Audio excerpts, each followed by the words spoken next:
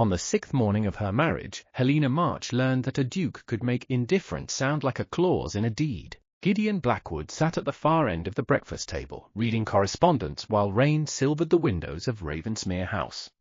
He had eaten one slice of toast, declined the eggs, and spoken to his wife only when she asked whether he expected her at Lady Wexford's dinner. "You may attend if it pleases you," he said, "but there is no need to rearrange your life around mine. This marriage means nothing beyond the settlement we signed." He did not say it cruelly. Cruelty might have acknowledged that the words could wound. He said it with the calm of a man setting down an umbrella after rain. Helena placed her cup in its saucer. Before their wedding, Gideon had described the arrangement as practical. He required a married household before his younger sister Cecily's first London season. Helena, a widow of 31 with no rich male relative, required protection from the debts and claims attached to her late husband's musical estate. She would receive an independent allowance, rooms of her own, and access to the Ravensmere Music Archive. He would receive a duchess capable of hosting society without mistaking courtesy for affection. Helena had known it was not love. She had not understood that he intended to make meaning itself a breach of contract. "Very well," she said. Gideon looked up, perhaps expecting a question. Helena unfolded the note that had arrived from the Royal Theatre that morning. Maestro Felix Orsini announced a benefit performance in 2 weeks.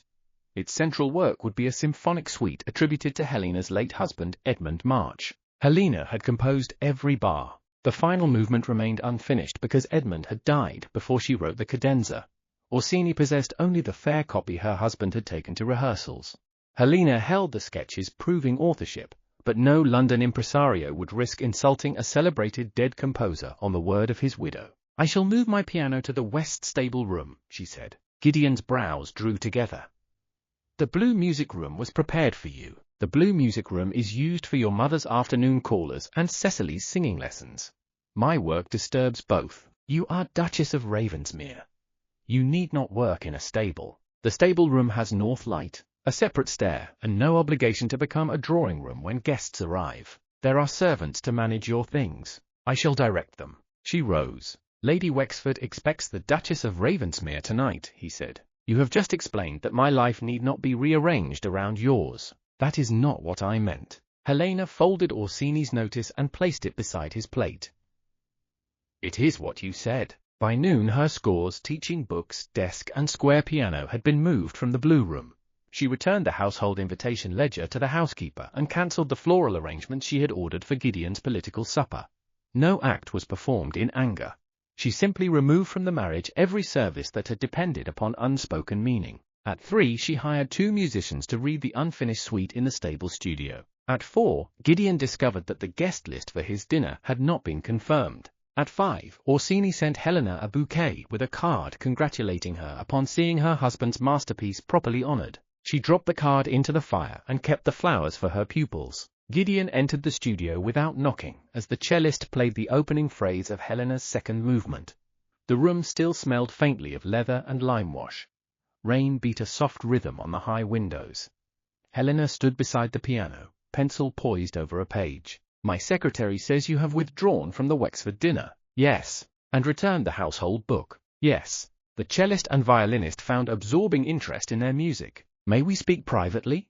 Gideon asked. "We are working. This concerns the household." "Then speak to the housekeeper. She administers it more effectively than I ever shall." His gaze moved to the score on the piano.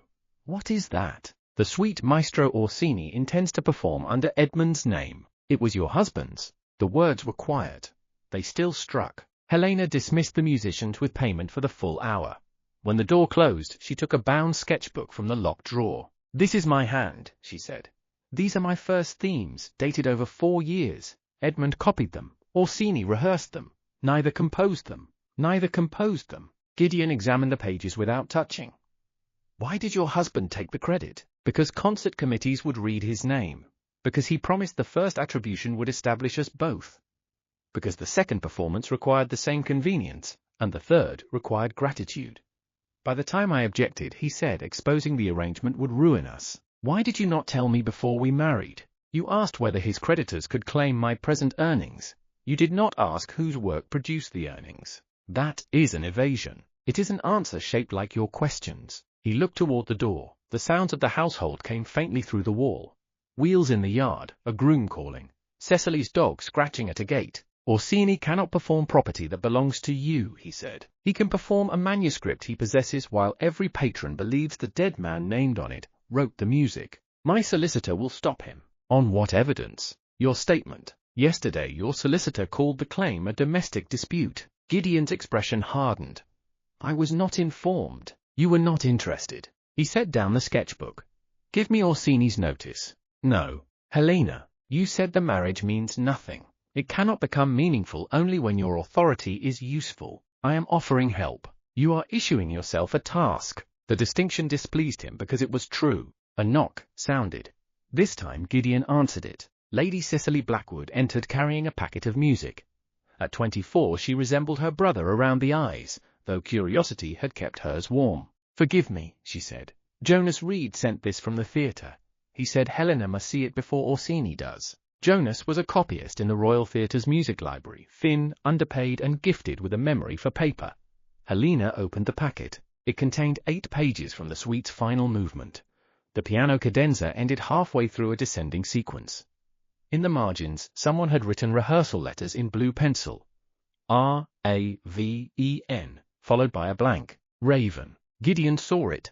My family mark. Cecily's color changed. Helena looked at her. You have seen these letters before? No. Cecily. The younger woman closed her hand over a chain at her throat. Orsini sends exercises for my Italian. Some contain letters in the margins. Bring them. They are nothing. Gideon's voice turned to iron.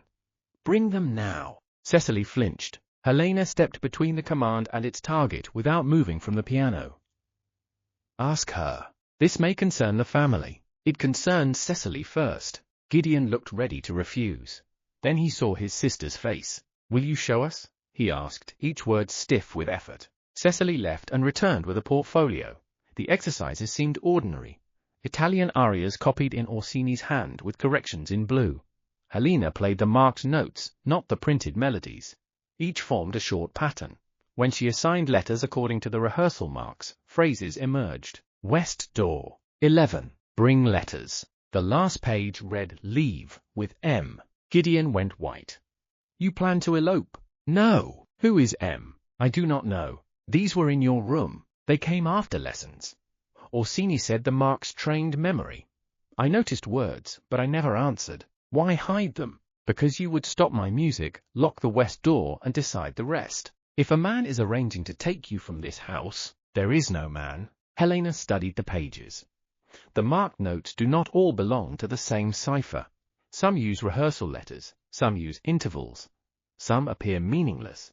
This may be designed to look like a plan when read quickly. It says leave, Gideon replied. It also says raven. A blackmailer writes for the person who will discover the message, not only the person who receives it. Cecily gripped the portfolio. Orsini asked me last week whether my brother had decided to increase his theatre subscription. What did you say? That you disliked opera and would rather repair tenant roofs. Despite the fear in the room, Helena nearly smiled. Gideon did not. How much does he want? He did not name a sum. Helena returned to the unfinished cadenza.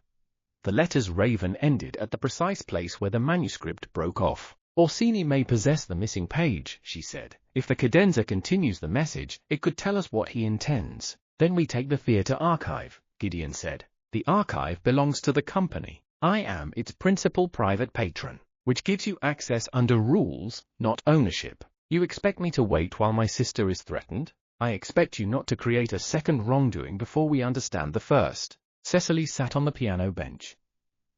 If this becomes public, everyone will believe I intended to run away. Gideon turned toward her. It will not become public. Helena heard the promise of silence, removal, control. It may need to become public, she said, if Orsini is using the same method against others. My sister is not an instrument for your dispute over a score, nor is my score an instrument for concealing a threat to her. The alliance formed not from agreement but from competing necessities. Helena required access to the theatre manuscripts to prove authorship. Gideon required her musical knowledge to decipher Cecily's pages. Neither could proceed safely without the other. Helena wrote their terms before sunset. All documents would be copied. Cicely would decide which of her correspondence could be disclosed.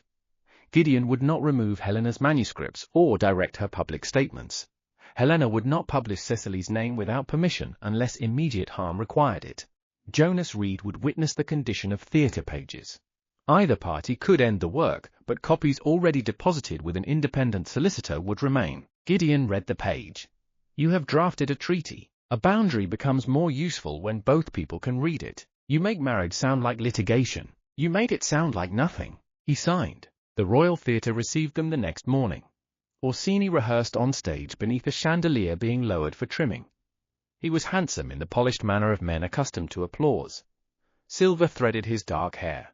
He kissed Helena's gloved hand as though he had not stolen her life's work. Duchess, he said, marriage has raised you even higher than Edmund predicted. My name is Helena March in musical matters. Naturally, sentiment honors the dead. Gideon's attention sharpened, but Helena spoke first. You intend to perform my suite, your husband's suite. Then you will have his full score. The theatre possesses the performing materials. May I inspect them? Orsini spread his hands. The Duke's patronage opens many doors, but artistic archives require protection from private claims. Gideon glanced at Helena. It was the moment in which he would once have ordered. The company charter permits a contributing patron to review materials connected with a disputed attribution, Helena said. Jonas has the regulation. The copyist emerged from the wings with a worn rulebook. Orsini's smile cooled. They were given 2 hours in the music library under supervision. Helena began with paper. Her early sketches used cream paper from a mill in Kent, watermarked with a small bell and dated by batch numbers in the corner. Edmund's fair copies used heavier French paper. The theatre parts had been copied over 4 seasons by different hands. The cadenza page used the Kent paper. It came from your supply, Gideon said. Or from Edmund's desk. Paper proves a root, not a hand. She examined the ruling.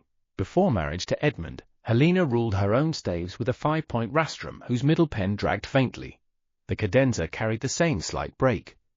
Later pages, supposedly written by Edmund, used the same ruling tool after records showed he was travelling without her. More telling was the music itself. Helena built transformations from small interval cells. In the first movement, a rising fourth and falling second represented the C. In the cadenza, the same cell appeared inverted, diminished, then hidden in the left hand. Edmund copied accurately but never developed material that way. His surviving compositions repeated melodies whole. Gideon listened as Helena played both examples on the library's narrow piano. The same idea wearing different clothes, he said. Yes, you hear that at once? I wrote it. No defense could equal the quiet certainty. Jonas brought the orchestral parts. Several had rehearsal markings in blue pencil.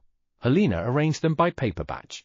The blue marks appeared only on pages copied after Cecily began lessons with Orsini. When played in sequence across instruments, they completed the cadenza message. Raven pays or Wren flies. Wren? Gideon asked. Cecily's childhood nickname. Helena felt him become still beside her. The next line read East Coach 11. It was not an invitation from a lover. It was a threat to manufacture an elopement at a place and hour Orsini controlled.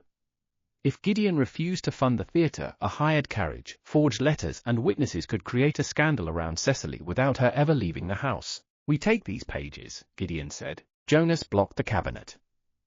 They are theatre property, Your Grace. They threaten my sister. If they disappear into a ducal archive, Orsini will say they never existed. Gideon's hands closed at his sides. Helena pointed to the copying desk.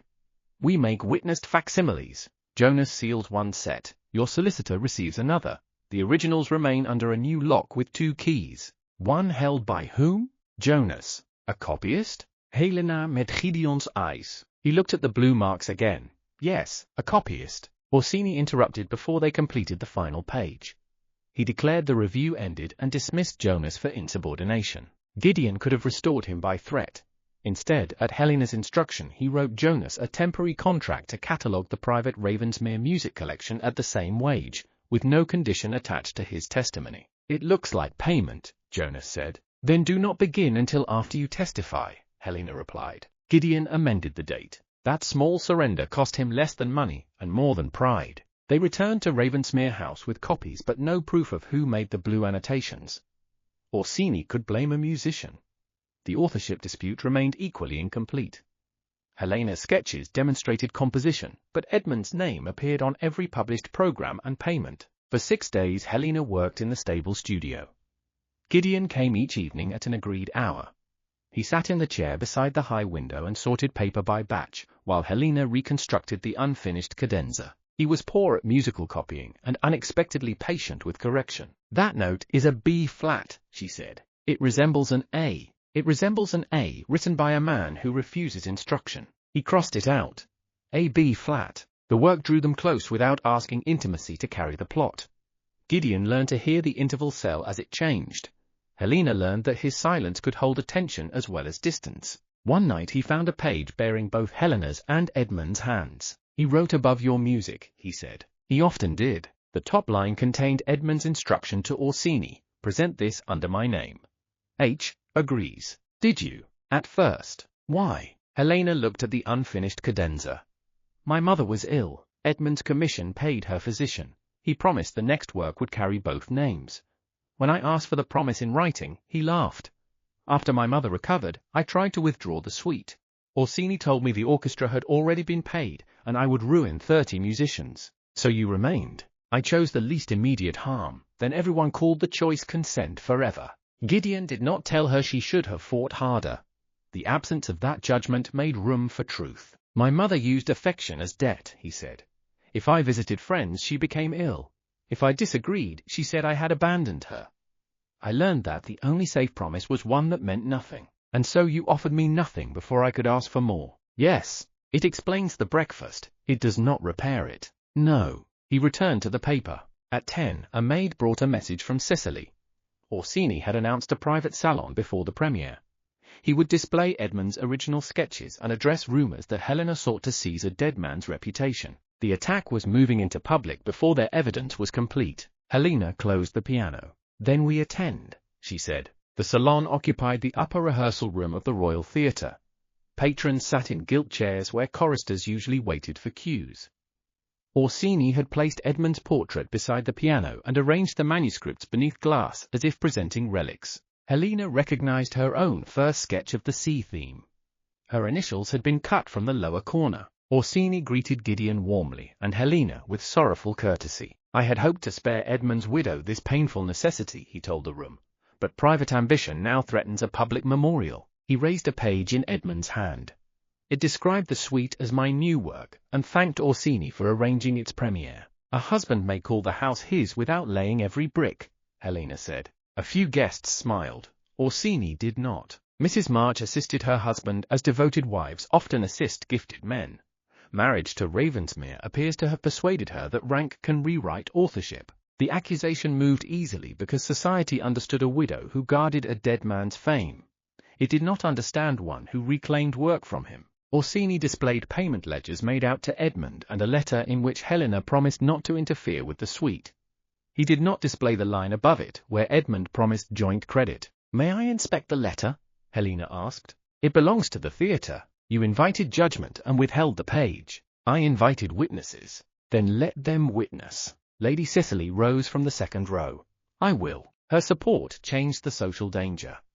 Orsini's gaze flicked toward Gideon, measuring the value of his threat. Gideon stepped forward. "The complete page will be produced." Helena heard command returning. Before she could stop him, he told the theatre secretary that Ravensmere's annual subscription would be suspended unless every manuscript was released to his solicitor. Murmurs filled the room. Orsini bowed. "There, ladies and gentlemen, is the new authorship. His Grace intends to purchase it." The trap closed. Helena's evidence became ducal pressure. "No," she said. Gideon looked at her. "Restore the subscription until the records are examined under the charter. He is withholding your property, and you are making truth appear for sale." They faced one another before the patrons. Gideon's fear for Cecily, anger for Helena, and old need to end uncertainty all hardened into the same instrument. "We are leaving," he said. "You may." "Helena, you said the marriage means nothing. Do not invoke it now as authority over where I stand." Orsini smiled near Edmund's portrait. Gideon stopped. He had a choice between the command that would protect his pride and the withdrawal that might preserve her case. "The subscription remains," he told the secretary, "pending independent review." The cost was immediate. He appeared weak before the patrons he usually controlled. Helena saw how difficult the correction was, and did not confuse difficulty with generosity. She examined the displayed letter under supervision. The upper half carried an impression from another page, visible where Edmund's heavy writing had pressed into the paper beneath. Helena shaded the indentations on a separate transparent sheet. The missing words emerged backward. Helena will complete the cadenza and receive equal billing. The room shifted. Orsini called it an old domestic promise without contractual force. Helena agreed. A promise is not proof of authorship, she said. The music is. She went to the piano. From memory she played the C interval through its transformations. Then she asked the violinist present to select any 6 bars from the suite. She showed how the same composing habit developed across movements: inversion, augmentation, inner voice echo, and a final delayed resolution. Edmund's independent works did not use the method. Style can be imitated, Orsini said. Yes, which is why I have paper-dated teaching notebooks, pupils who played the themes before Edmund's fair copy, and theatre parts ruled with my tool. Pupils dependent upon your favor. Then examine what can be repeated without favor. She invited the musicians to compare the pages. Orsini ended the salon before they could. The next morning he changed the rehearsal materials. Helena attended because Jonas sent warning that replacement parts had arrived overnight. Orsini tried to exclude her. Gideon produced the charter clause permitting a disputed composer to observe, but spoke through the theatre secretary rather than turning access into a personal command. The orchestra began the third movement. At measure 42, the horns entered in a different key from the strings. The clarinets carried a transposed line that collided with the basses. Musicians stopped, blamed one another, and began again. The error worsened. Orsini struck the stand. The parts are correct. The players are careless. Helena listened to the fragments. The substitutions were deliberate. Each individual line looked plausible. Together they made the orchestra fail, allowing Orsini to cancel the disputed work and claim Helena's interference had rendered it unperformable. He could then restore his preferred materials after discrediting her. The viola page is from the original key, she said. The second horn has been raised a tone. The clarinet change begins 8 bars early. Do not interrupt my rehearsal. Then stop blaming musicians for pages someone altered. She took no baton. She asked the principal players to read their paper batch numbers aloud. The replacement sheets all came from a new ream. Jonas found the copying order signed with Orsini's assistant's initials. Helena rebuilt the passage from the thematic cell. She had each section play alone, then paired them. The errors became audible as choices, not incompetence. When the corrected parts were distributed, the movement held. The orchestra heard her work under her direction for the first time. At the end, no one applauded. Musicians tapped bows against stands, a private sign of respect that Orsini could not easily forbid. Gideon stood in the dark auditorium and watched Helena save 50 people from a humiliation designed to isolate her. She did not need his name to make them listen. She needed him not to obstruct the work. Orsini dismissed rehearsal and ordered the new parts destroyed. Jonas gathered them first. They are evidence in the attribution dispute. Orsini seized his arm. Gideon crossed the aisle. He did not threaten violence. He called the theatre secretary and 2 musicians to witness the contact, then requested the police constable stationed at the stage door. Orsini released Jonas before the constable arrived. The pages were sealed. Outside, Helena found Gideon waiting beside the carriage. You did not remove me, she said. I considered it. I know. I also considered removing Orsini. The theatre will do that when the musicians no longer accept his authority. You believe institutions correct themselves? No. I believe evidence must make refusal more costly than correction. He opened the carriage door, then paused. May I ride with you? The question was new. Yes. The carriage carried them through wet London streets. Helena held the rescued horn part on her lap. What do you want when this is finished? Gideon asked. My name on the suite. Only that? A touring contract controlled by me. Publication rights to the score. Payment to every musician for the cancelled rehearsals. And time to complete the cadenza without Orsini deciding when it belongs to the world. You have considered the terms. I have had 4 years. And after the suite? No one had asked her that. Edmund always spoke of the next commission as his. Orsini spoke of programs. Gideon, before breakfast, had spoken only of household convenience. A work for women's chorus and orchestra, she said. Not drawing-room songs. Something large enough that no critic can praise delicacy and avoid hearing power. Will you write it in the stable? If no one turns the room into a conservatory for respectable guests, I shall issue no order. You may ask whether the roof leaks. Does it? Over the low sea. He almost smiled. May I repair that? Yes. That night a workman inspected the roof after Helena approved the hour. No one moved her piano. The next clue came from the unfinished cadenza. Helena had assumed Orsini added blue markings to her missing pages. Under better light, she saw two kinds of blue pencil, one waxy and dark, the other pale and granular. The dark marks formed the blackmail message. The pale marks belonged to Cecily. I marked intervals during lessons, Cecily said. Orsini told me to circle every sixth. The circled sixths created a second message. Ask Jonas for Lark. Jonas recognized Lark as a theatre storage code used for abandoned librettos. In the Lark cupboard they found copied letters supposedly written by Cecily to an Italian tenor. The language was romantic and absurdly unlike her. One page bore her genuine signature, cut from a charity subscription. They also found a draft agreement. If Gideon endowed Orsini's proposed opera house with £50,000, the letters would remain private. If he refused, they would be delivered to a newspaper with witnesses prepared to swear that Cecily intended to flee from the east stage door. The supposed elopement plan was a production. Orsini had written the stage directions into Helena's music. He chose my score because Gideon would believe music was private nonsense, Cecily said. Gideon did not deny it. The agreement named a financial intermediary, March Musical Estate. Helena's late husband's estate had been used to receive Orsini's payments. If exposed carelessly, creditors could claim Helena benefited from the blackmail. The evidence that cleared Cecily appeared to implicate her. This is why Orsini announced Edmund's suite now, Helena said. The performance renews the estate's value. He can say I revived the scheme after marrying you. Gideon took the paper.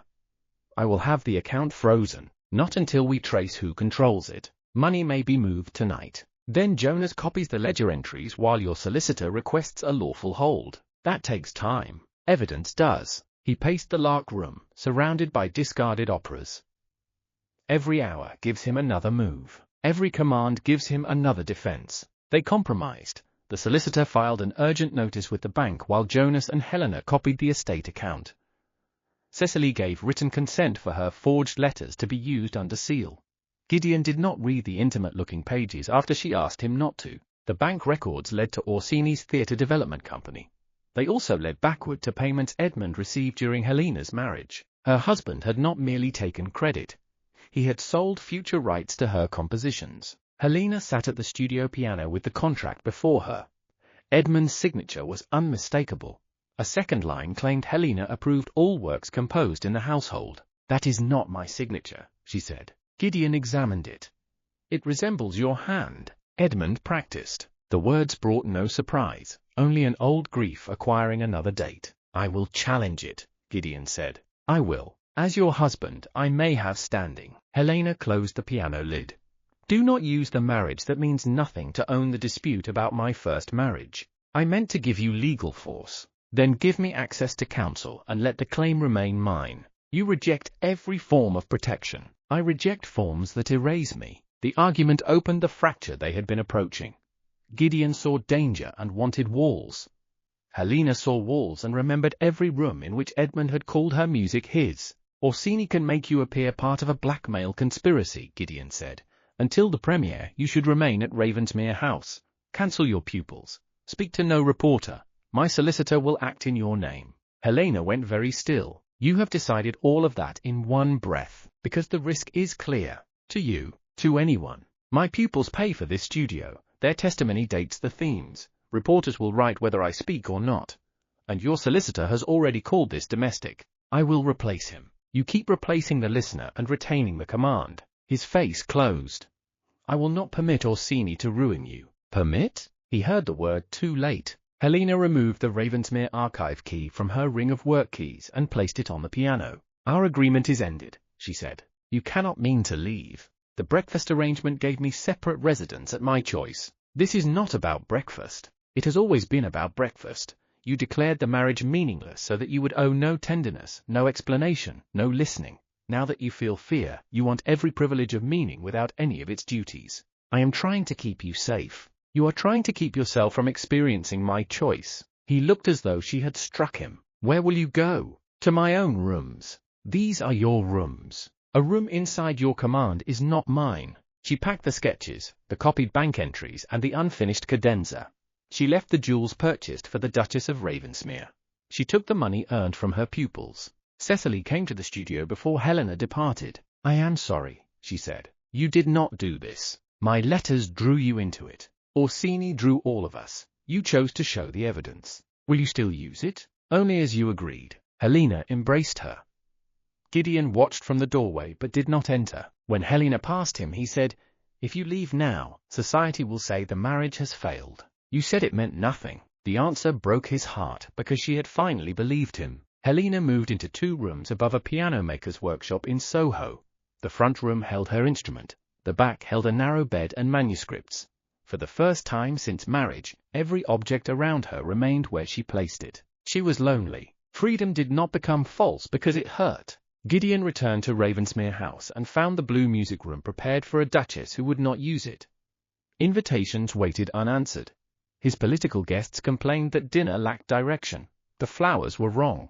The house was not ruined. It was simply deprived of all the meaning Helena had supplied while he called it nothing. He sat in the stable studio at the hour they had worked each evening. The repaired roof did not leak.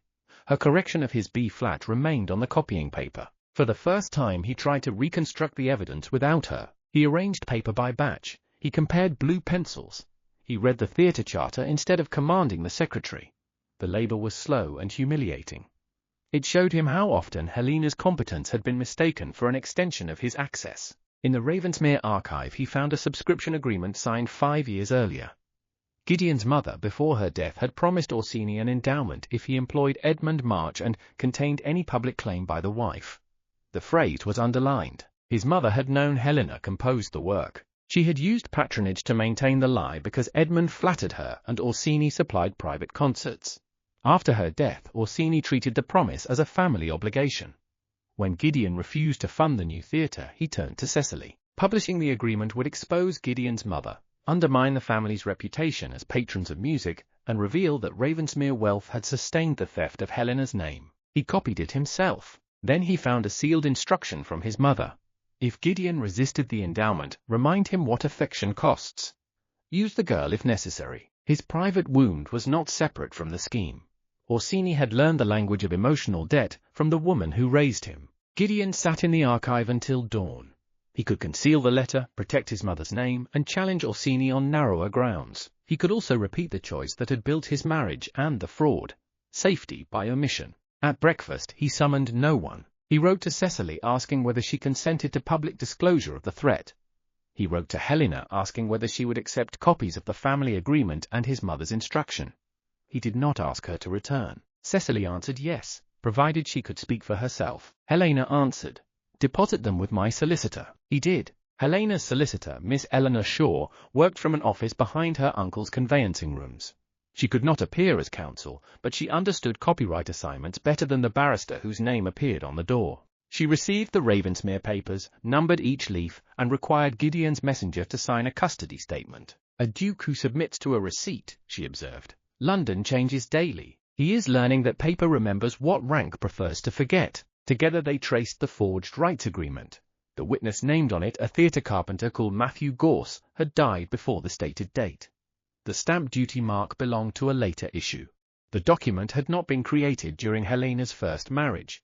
It had been manufactured after Gideon refused Orsini's endowment. That discovery cleared one layer and exposed another. Edmund had sold individual performance rights through letters that did not require Helena's signature. Even if the broad assignment failed, Orsini would claim good faith ownership of the suite's first season. "You need proof that he knew Edmund was not the composer when he paid," Eleanor said. "My initials beneath the pasted credit show someone new. Someone. Not necessarily Orsini." Helena returned to the paper batches. The older provincial horn part had been copied by Jonas's predecessor. Its paper came from a ream ordered for Orsini's private use. The pasted strip covering Helena's credit used theatre repair paper. If they found the repair ledger, they might identify who ordered the alteration. Jonas searched the music library while suspended from his post. He could not enter officially, so he asked the senior librarian to inspect the ledger and make her own copy. Mrs. Vale had served the theatre for 27 years and disliked Orsini more than she feared unemployment. Her copy recorded, "Cover female attribution before Bath dispatch. By F.O." Helena read the line twice. "He knew," Eleanor said. Yes. The proof should have brought relief. Instead, Helena thought of every orchestra that had played her work while the person controlling the podium knew the name was false. Cecily arrived at the Soho rooms carrying a covered basket and no maid. Inside was not food but every music exercise Orsini had sent her. Gideon asked whether I wanted them destroyed, she said. I said no. Good. He did not argue. They arranged the exercises by date. The first contained no threatening marks. Orsini had begun by testing whether Cecily noticed hidden letters. Later pages introduced her childhood nickname, then the doors and hours. The progression showed design, not accidental coincidence. I feel foolish, Cecily said. For receiving music from your teacher? For enjoying his praise. He said I had an unusual ear. I practiced more because of it. A manipulator uses true observations when lies would be less effective. You may have an unusual ear. Cecily looked toward the unfinished cadenza on the piano. Did Edmund praise you? Often. Was any of it true? Some. That was why the theft lasted. Cecily sat beside her. Will you leave Gideon forever? Helena did not pretend the question was only curiosity. I do not know. He loves you. Love that cannot tolerate another person's choices becomes appetite. He is trying. Yes. Does that matter? Yes. It does not decide. Cecily absorbed the distinction. They played the exercises together. Helena took the lower part while Cecily sang the Italian text. Once stripped of the blue marks, the music became ordinary again. At the final page, Cecily stopped. This cadence is the same as your suite. Helena leaned closer. Orsini had used the C interval in the accompaniment, altered just enough to avoid obvious recognition. He was not only hiding threats inside Helena's work, he was studying her composing method to create a counterfeit ending for the cadenza. If Helena failed to complete the piece, Orsini intended to finish it in a style resembling hers and claim Edmund's genius had anticipated everything she now called her own. The deadline changed. She did not merely need legal proof before the premiere. She needed her completed cadenza, deposited and dated before Orsini revealed his imitation. For the next 36 hours, Helena wrote. She rejected brilliance for its own sake. An empty flourish would help Orsini's claim that any skilled musician could supply the missing bars. She returned instead to the suite's first interval and developed it through choices planted years earlier. Every turn could be traced to a sketch, a pupil's exercise, or an orchestral correction. The music sounded inevitable only after she had made it. Eleanor deposited the completed manuscript with a notary the following morning. Jonas and the orchestra principals signed the envelope. Cecily added the exercises showing Orsini's counterfeit preparation. Only then did Helena sleep. She woke near dusk to find a tray outside her door. Gideon had not brought it.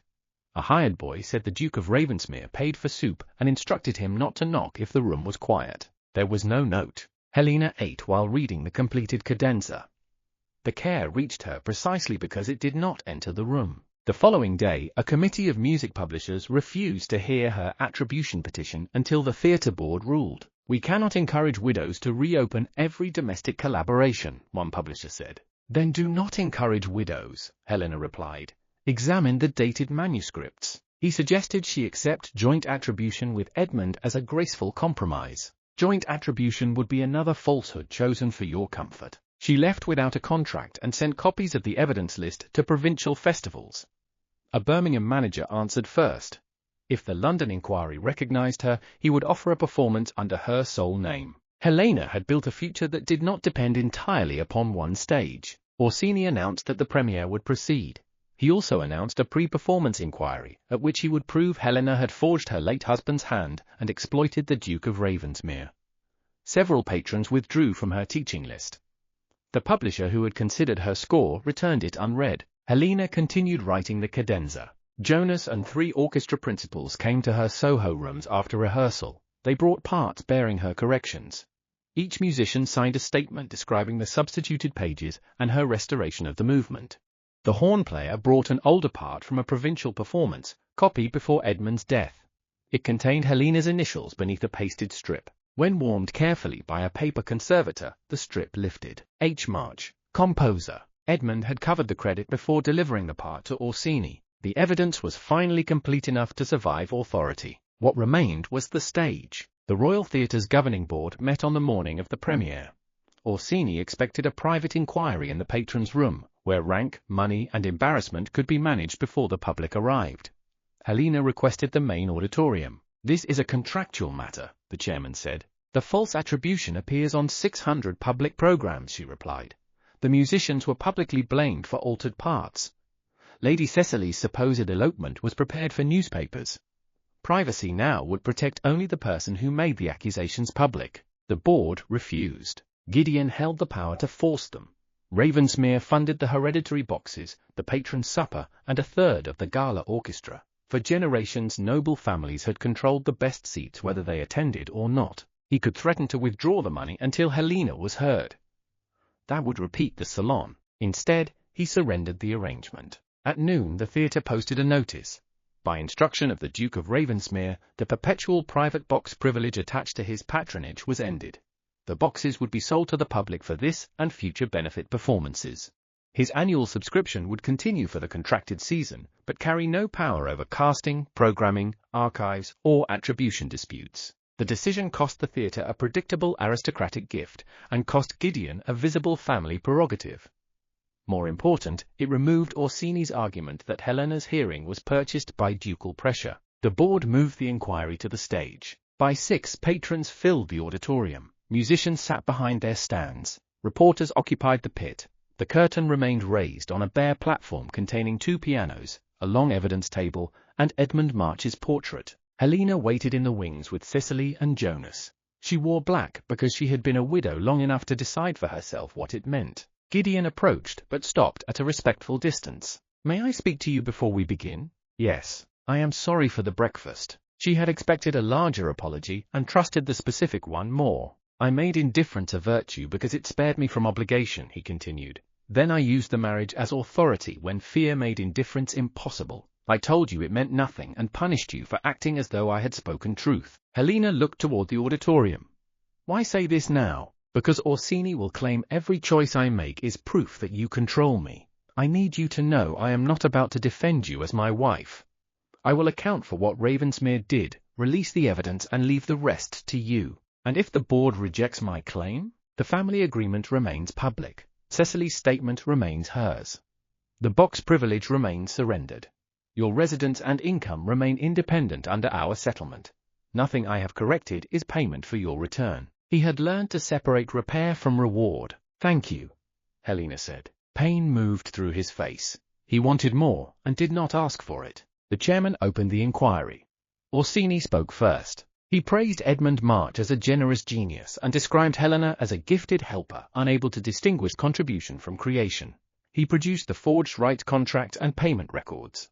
He suggested her marriage to Gideon was designed to acquire a patron powerful enough to revise musical history. When His Grace wisely declared their marriage without sentiment, Orsini said, the lady sought another currency, scandal. Helena's departure from Ravensmere House became proof of manipulation.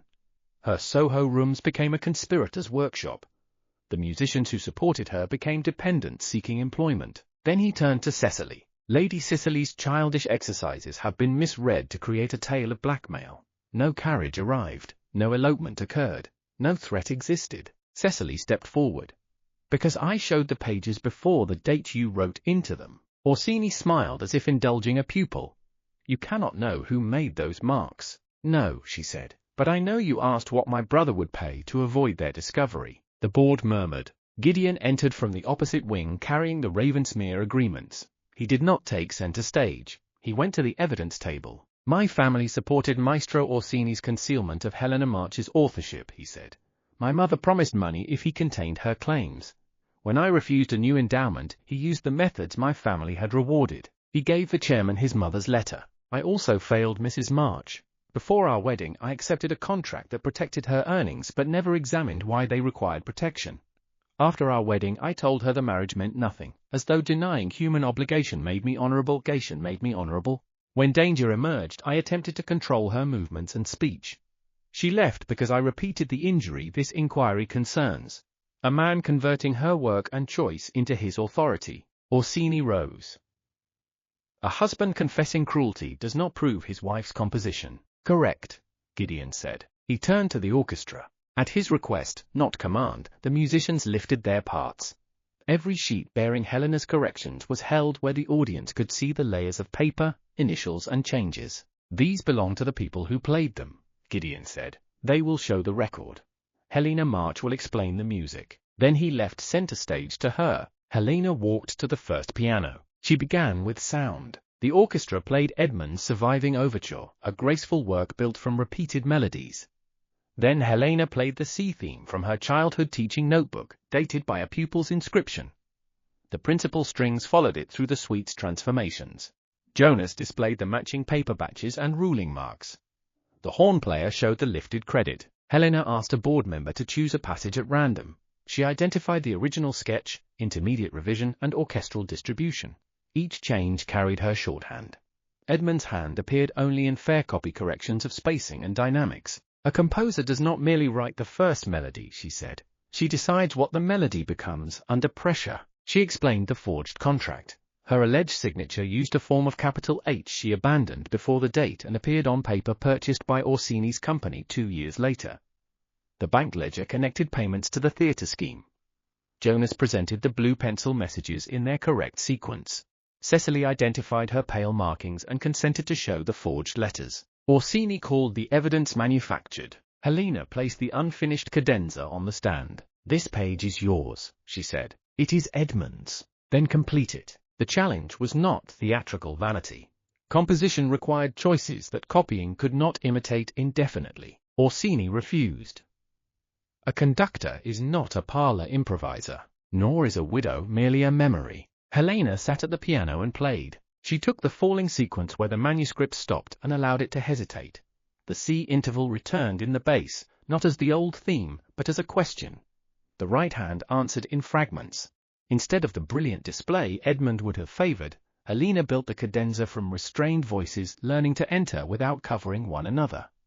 When the orchestra joined, the resolution belonged to no single instrument. The hall remained silent for one breath after the final chord. Then the musicians struck their bows against the stands. Applause rose from the pit, the galleries, and finally the former private boxes now filled with ordinary paying listeners. It did not prove ownership in law. The pages had done that. It proved the work lived under her hand. The chairman called for order. Orsini made one last appeal. Even if Helena originated themes, he argued, Edmund's estate owned everything produced during marriage, and the theatre had purchased rights in good faith. Helena was ready. "The estate contract is forged," she said. "But I do not ask the board to decide property law. I ask it to decide tonight's program, its archives, and the employment of musicians who were blamed for altered parts. Record the work as composed by Helena March. Preserve every manuscript for independent examination. Restore Jonas Reed. Pay the orchestra for rehearsals, Maestro Orsini sabotaged. Refer the financial documents to the courts." The board withdrew. The audience remained. Gideon did not approach Helena while they waited. He sat beside Cecily in a public seat. The decision came 40 minutes later. Orsini was suspended. The premiere would proceed under Helena's name with the senior concertmaster coordinating the orchestra. Jonas was restored as archive copyist. The theatre accepted an independent manuscript review and released payment to the musicians. Orsini left through the stage door without a farewell. The program printer had 1 hour to replace 600 title slips. Theo Marlowe might have found the task familiar, but Jonas and 3 apprentices managed it with paste, paper, and furious satisfaction. Helena March appeared above the work. Before the performance, the chairman asked Gideon to introduce the piece because patrons expected a noble sponsor. "No," Gideon said.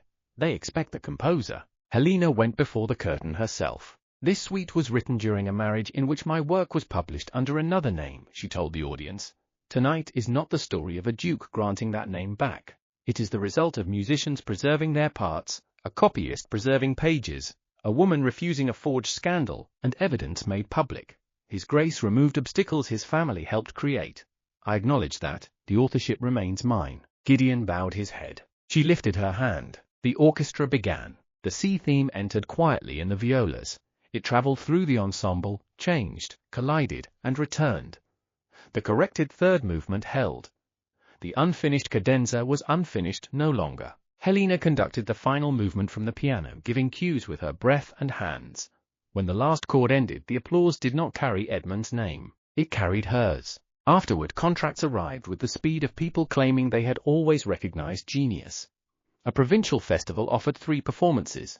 A publisher proposed an addition if Gideon guaranteed the costs. Helena refused the guarantee. She negotiated directly. The agreement named her composer, retained her publication rights, paid the musicians, and allowed her to approve conductors.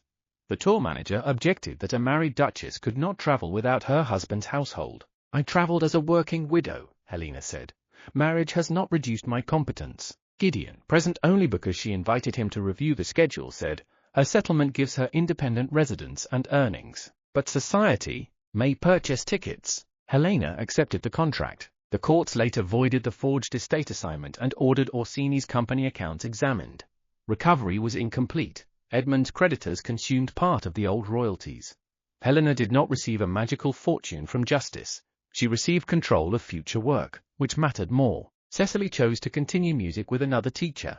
She gave a public statement that no elopement had been planned and then refused every interview about romance. Gideon funded no theatre. At Cecily's suggestion, he established a transparent orchestra pension subscription administered by musicians, not patrons. The Ravensmere marriage remained legally intact and privately empty. Helena did not return after the premiere. Gideon wrote once, "The roof repair is sound. Your studio remains yours whether you use it or not.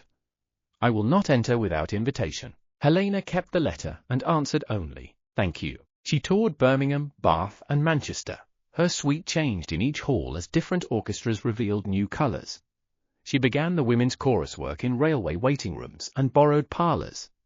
Her name appeared on every program. Gideon attended none of the first 3 performances. He understood that following without invitation could turn devotion into surveillance.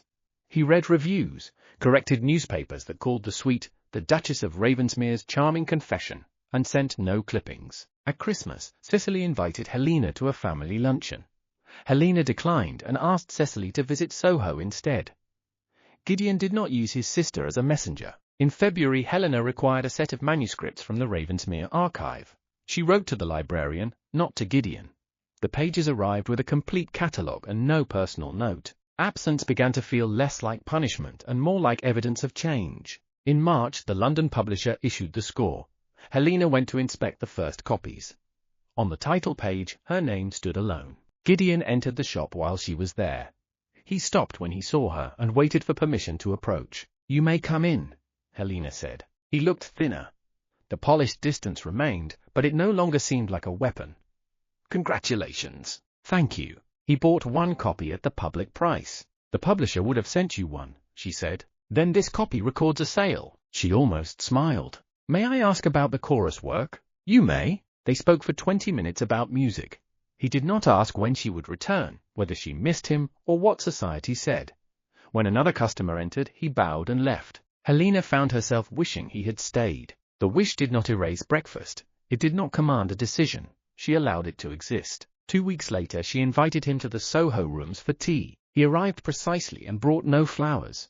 The front room held stacks of the published suite, a narrow piano, and a large sheet of chorus sketches pinned to the wall. "You have enough music for a house," he said. "Music requires less dusting." They sat opposite one another. "I do not know how to repair a marriage I declared meaningless," he said. "You do not repair it by declaring the opposite." "I know." "Do you?" "I could say I love you. It would be true and insufficient." Helena's fingers tightened around her cup. "When did it become true?" "I do not know.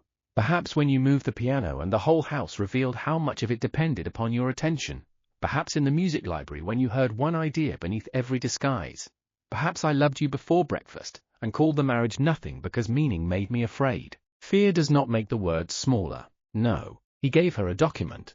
It was not a new settlement. It was a proposal for revising the old one, drafted by an independent solicitor. Helena knew.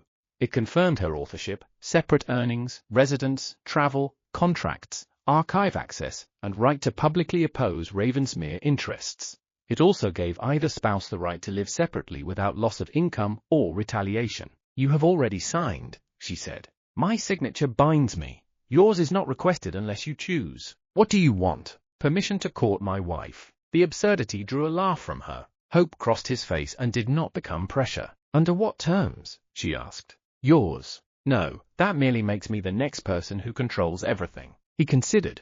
"Then we negotiate." That was the first truly marital word he had offered. They began with 1 dinner each week in a neutral place. No unannounced calls. No public presentation of reconciliation. Gideon would attend performances only when invited.